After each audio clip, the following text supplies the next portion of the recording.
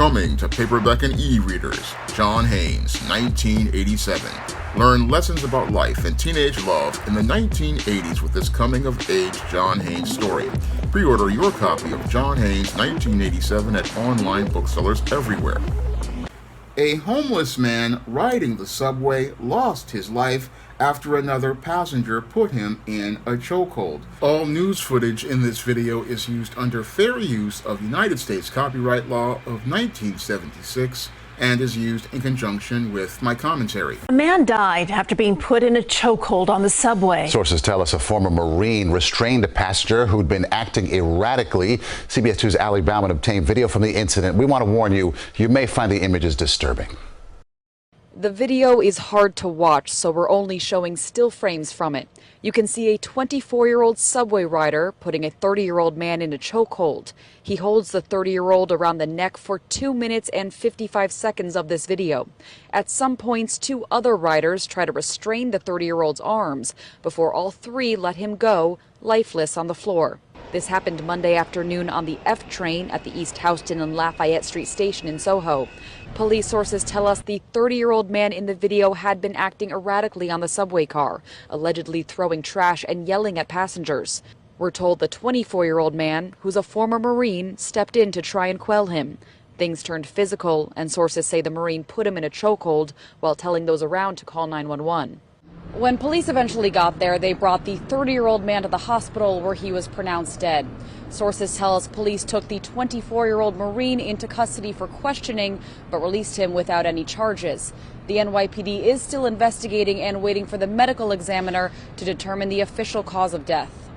You could only assert as much force as necessary in that particular situation. So was force even necessary? I don't know. We have to see what the investigation unfolds. Criminal defense attorney and former prosecutor David Schwartz says self-defense may be a tough legal argument in this situation. Was there another way to subdue this person besides getting him into a chokehold? He says whatever happened before this video starts could determine which way the case goes. Was this person just causing havoc, or were they threatening the lives of others on the subway?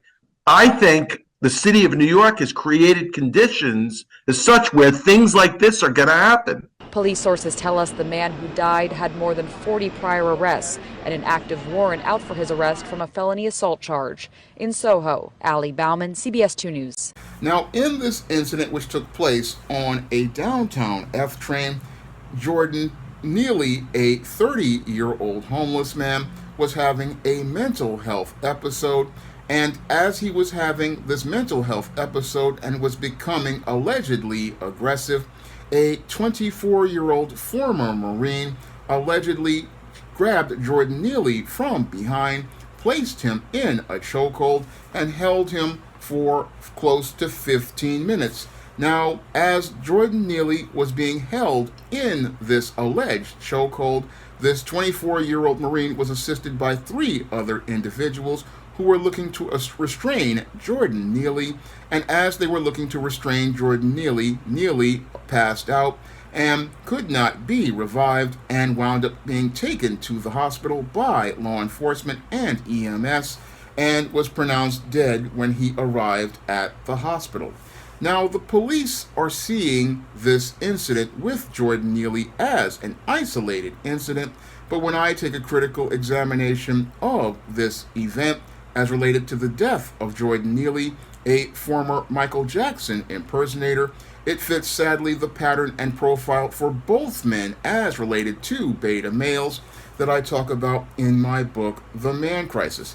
And the saddest part about this whole incident as related to Jordan Neely was that he was a man in crisis for an extended period of time, and as a man in crisis, he never was able to get the help that he needed before he wound up homeless. Now, according to some reports, Jordan Neely had basically seen his mother murdered by a boyfriend, and I believe that trauma stayed with Jordan Neely even as he was on the subways performing as a Michael Jackson impersonator, and even as he was performing as a Michael Jackson impersonator, he was still dealing with the trauma of seeing his mother lose her life at the hands of a boyfriend, and as a result, this possibly was the thing that led to him having issues with his mental health. And that's one of the big problems that has plagued many in New York City, especially black men. Black men have not really gotten any sort of support as related to the mental health issues that we struggle with. And because we don't get the support that we need, a lot of men like Jordan Neely wind up falling through the cracks. And I believe that's sadly what happened here in the case of Jordan Neely. He basically fell through the cracks of New York's mental health system, which really isn't much of a mental health system, and with a lot of stigmas in the black community as related to mental health. This young man basically was not able to get the help that he needed because he felt that he would be shamed as related to trying to get that help, because in the black community we have a lot of people who still buy into the narratives of Jesus and Oprah, but in some cases a black man needs to understand that it's okay to admit that you need some help, and you need to go out here and get that help that you need. And that's something that is a major barrier for black men as related to the social stigma of going out here to look for mental health. And sadly, this possibly was one of the reasons why Jordan Neely sadly fell through the cracks. He was too scared to go out here and seek out mental health because he feared that this would be a negative stigma on him, and with him not really having any sort of support, because I believe his father was far away from him. He wasn't in his life. He didn't really have any support system, so he basically fell through the cracks of the mental health of New York's mental health system, and he was just basically wandering the streets and became a issue as related to law enforcement. And as law enforcement arrested Jordan Neely 40 times, he became what was seen as a public nuisance, and that public nuisance sadly was one that was seen as an enemy by this former Marine. And this former Marine, basically, like many beta males, went out here and sprung into action without ever critically thinking about this whole situation. Now, this former Marine, as I see it, basically is another textbook beta male, and this beta male basically acted on his impulses without thinking critically. He went out here looking to neutralize what he thought was an enemy, not ever thinking about more important things like the health and safety of himself or his own freedom, or ever thinking about the safety of others on that train, because in many cases when you're dealing with individuals who are having these kinds of episodes, and I have been riding the train for almost 50 years, so I know about the dangers of these type of individuals.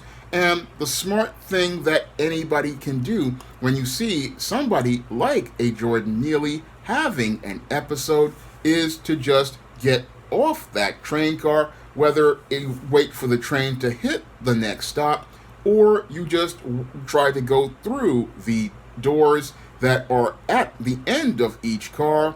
That's what you do in this situation. When you see someone having a mental health episode like this, most New Yorkers like myself, what we do is we do two things. If we can go through the doors on either end of the car, we move to another car, or if that train goes to the next stop, we wind up getting off that train car and moving to another car. That is what most New Yorkers do when we see somebody having an episode. And I remember myself being on a R train back in 2021, where there was this woman who was out there in the middle of winter, and she had a sports bra on and no coat, and she was acting erratically. As I was sitting on that R train, I just decided, okay, what I'm going to do is just go and wait for this train to hit the next stop. And once it hits the next stop, what I'm going to do is get off this train. And after I get off this train, what I'm going to do is move to the next car and hope that they don't move into the next car behind me. And in that case, what happened was that after I got off and moved to the next car, I didn't have any problems, and I was able to go out here and get to the stop that I wanted to go to, and that's where I wound up transferring to another train and going home. And that's what you have to do when you see an individual like this. This is not the time to go out here and call yourself springing into action and acting impulsively. Now, this whole incident with this former Marine reminds me of another incident here in New York City back in the 1980s with the subway vigilante Bernhard Goetz. Now, back in about 1984, I was about 11 years old at the time. There was a major controversy because crime was crazy like it is right now here in New York City, and the people were just frustrated with the lack of leadership from the Blue Party mayor at the time, Ed Koch, who had become apathetic to all of the mayhem going on in the city. And what happened was that there were 4 teenagers who decided to get in the face of this white guy, Bernhard Goetz, who was another beta male. And this beta male basically went out and took out a firearm that he was carrying, and he wound up shooting several of those teenagers and wound up paralyzing one of them. And that was a major controversy because just like this case of Jordan Neely, there was a whole lot of people talking about how Bernhard Goetz needed to go to jail for shooting those 4 teenagers. And even though the prosecutor managed to go out here and make a case against Bernhard Goetz was acquitted, and Bernhard Goetz was able to just go home because most of New Yorkers were frustrated and angry about the lack of leadership from the mayor at the time, Ed Koch, and the ineffectiveness of the New York Police Department as related to dealing with crime in the 1980s. And this whole incident here with Jordan Neely basically mirrors that incident that happened in the 1980s with Bernhard Goetz, and we have the same firestorm of controversy as related to this 24-year-old Marine veteran. A lot of people are on the side of this Marine veteran, but as I see it, it just basically was an individual who acted impulsively, and as he acted impulsively, he basically put himself in a situation where he put his own freedom at risk. Because even though the prosecutor's office isn't looking to do anything, what it's doing is, again, creating the same sort of controversy because people do not respect Alvin Bragg, New York's favorite bootlick, and most people don't trust Alvin Bragg, especially after what he did with Maya Ponsetto, the Karen who went out here and racially profiled a black boy and let her get away with it. And in this case, we may see this white male, 24-year-old Marine, also wind up getting a pass for taking the life of Jordan Neely. Now, as I see it, basically, this was, again, excessive force. And again, this individual had no need to go out here and get involved in this situation. Yes, Jordan Neely was acting erratically, and yes, he was sitting there getting emotional about his frustrations about not being able to allegedly get something to eat, and that was a part of him having a mental health episode because there were plenty of places for an individual to, go get something to eat here in New York City. There are lots of homeless services because when I was working in AmeriCorps Vista in 2000, the Department of Homeless Services showed me around some of their shelters, and there are places to get something to eat, and there are also individuals who are riding the trains looking to go out here from nonprofits to help people like Jordan Neely get something to eat. So I don't really think that it was about him not being able to get something to eat or drink. I think what it was he was deeply frustrated about the state of his life. He was just deeply frustrated about the traumas he had to endure as he was sitting in that house with his mother and that boyfriend, and he was frustrated about feeling powerless as related to that traumatic event. and also feeling powerless about the state of his life, because a lot of men out here, they really feel frustrated when they can't really get their lives to go the way they want to go. And I know this personally from personal experience. You can feel deeply frustrated when you aren't able to go out here and get a job. You can feel deeply frustrated when you can't really come up with a solution. When you run things through your mind over and over again, trying to figure out how to create a logical solution, to try to figure out how to get out of a situation. This was something I have racked my own brain with after I lost my job back in 2008.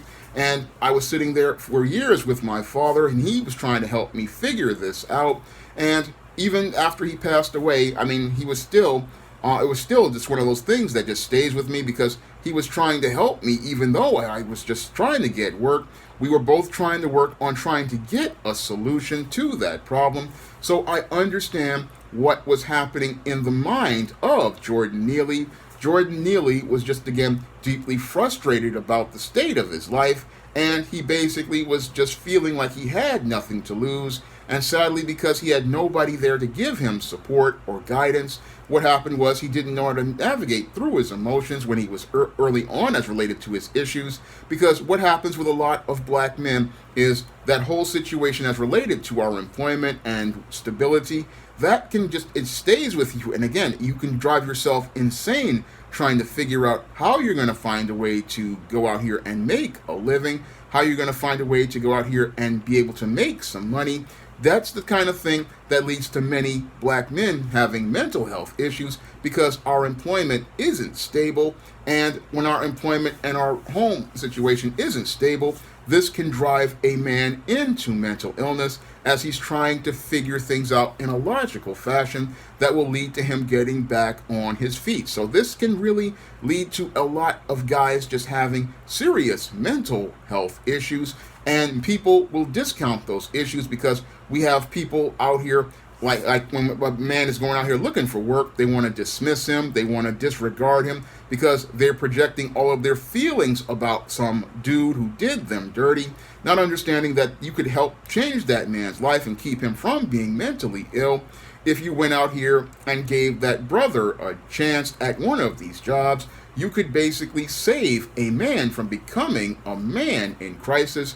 But this is what flies over the heads of many of those in the mental health system. They don't understand that you can prevent a lot of this mental illness that black men are suffering if you went out here and helped those men before they wound up in this whole destabilized situation.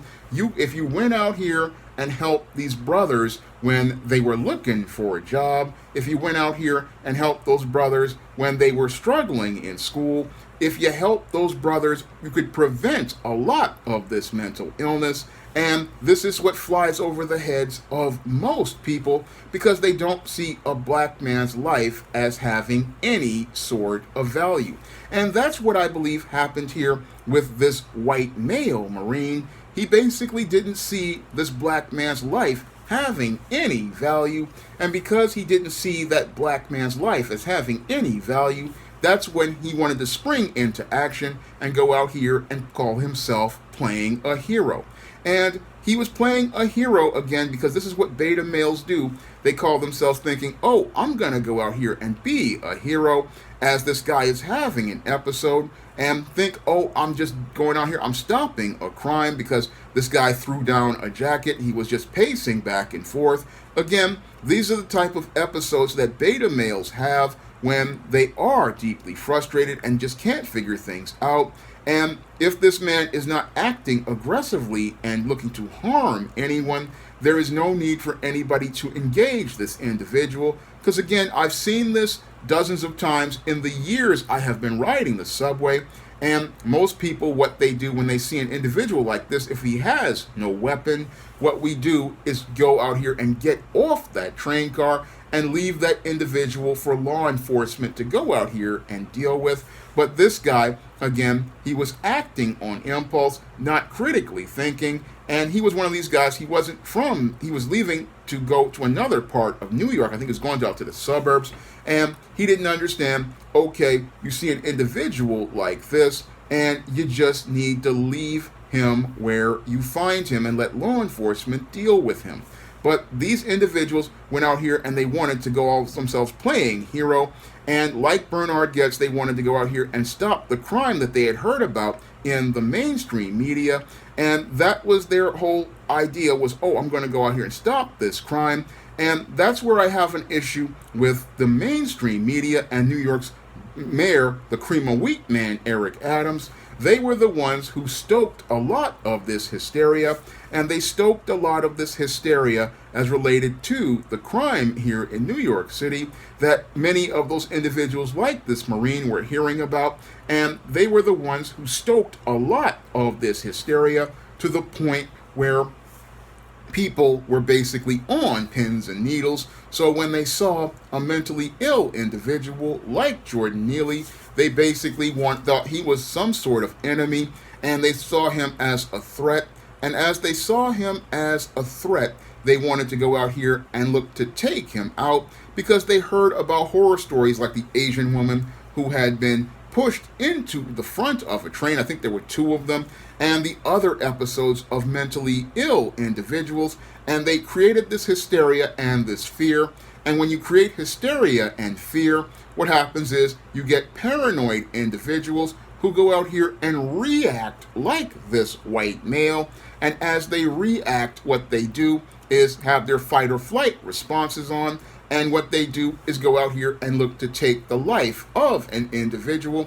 Again, when you create hysteria, what it does, again, is it creates paranoia, and that paranoia is leading to people reacting in a violent fashion where they want to be the last living one. And again, this is an issue I've had with the mainstream media as related to their compromised journalism, as they have presented their compromised journalism over the last 3 years. What they have done is create a culture of hysteria, and this culture of hysteria is got people just out here reacting in a violent fashion, and this is something that really needs to be addressed with. Now, New York City has a major mental health issue, and after the pandemic, these subways really have not been safe. And again, they went out here and made it even worse with this hysteria. And again, they did this because they didn't want to go out here and help black men, because a lot of these homeless individuals are black men, but a lot of those black men, like myself out here, they weren't able to go get work. And the main reason, again, why a lot of these black men wound up becoming mentally ill is because nobody wanted these black men on their job. Nobody wanted these black men to work. And when they would get on one of these jobs, you had people like these ratchet black women and these white guys and these white women looking to get these guys off the job. And that's possibly what led to Jordan Neely, again, his life falling apart. He just didn't have a way to go out here and make a living, didn't have a way to go out here and get support, and there are no safety nets for black men. I mean, black men cannot go out here and get welfare. It's impossible to get SSI because you need a lawyer to get SSI. So, and there's no way for these men to get things like housing or the type of help that they need. And again, all because the white leftist doesn't want to see black men have anything. And again, these men become men in crisis. And this man in crisis sadly ran into one of these other men in crisis. And now this man in crisis, while he may get a pass from black bootlicks like Eric Adams and Alvin Bragg, is a killer. And I would have to say he basically murdered Jordan Neely in the same way that Derek Chauvin murdered George Floyd, because there clearly was malice of forethought as related to going out here and grabbing this man. And again, this was a murder, plain and simple. But the whole thing is that these bootlicks will go out here and give him a pass because they want to go out here and curry favor with white supremacy. And again, that is the even most disgusting part of this whole situation. while these people sit there and talk about mental health, they have let millions of black men like myself fall through the cracks, and again, won't help any black men go out here and rebuild their lives, because had somebody invested some time and money into Jordan Neely, he wouldn't have become a man in crisis. Had he gotten the help that he needed before any of this happened, he wouldn't have been on that subway, and that is the thing that nobody wants to talk about as related to this man in crisis. Yes, they want to talk about this white guy who put him in a chokehold, but they don't want to talk about how the system put this black man in a chokehold, and with things like the HR brick wall, with the lack of support services and the lack of overall support. These are the things that put a chokehold on this man before he even got on that train, because he was in a chokehold as related to our government system, and that's on the left and the right. And this is what led to this man becoming on the road to becoming a man in crisis. And what's sad is that this man won't get any justice, because a lot of these people are going to say, oh, this is just a black man who lost his life because he was aggressive. An old stereotype as related to black men. An old stereotype that talks about, oh, how the black man is violent and out of control. This is what the narrative that they love to push as related to when a white man kills a black man.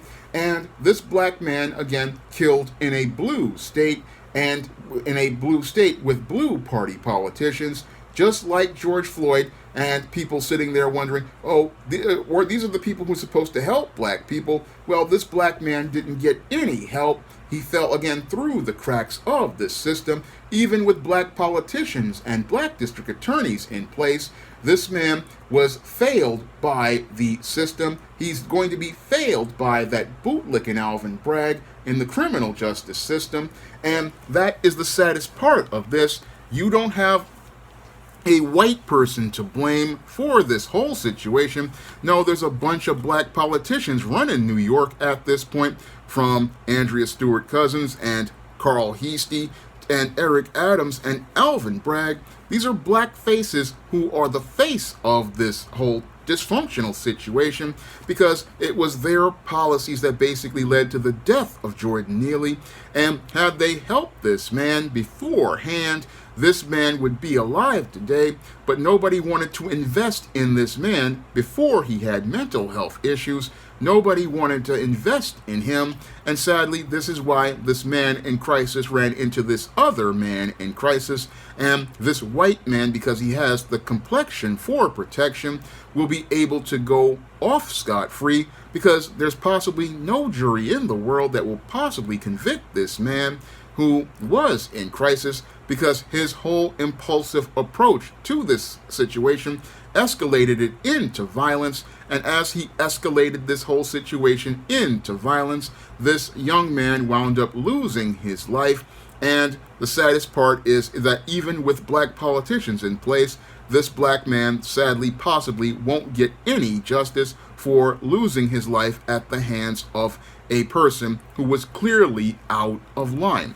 Now, if you want to learn more about what leads to beta males becoming dysfunctional like this Marine, you can pick up my book, The Man Crisis, on Amazon.com in paperback and Kindle format. You can also find The Man Crisis at other online booksellers like Smashwords, the iBookstore, and Google Play. And if you want to see me make more videos about The Man Crisis, you can send a donation to the Patreon, the PayPal, or the Cash App by clicking the links in the description box. That's all I have to say for this video. You can comment, rate, and subscribe. Now available in paperback and e-readers, John Haynes, Godbreaker. The man who rules the world takes on the Asgardian god of thunder in this action-packed, all-new John Haynes series adventure.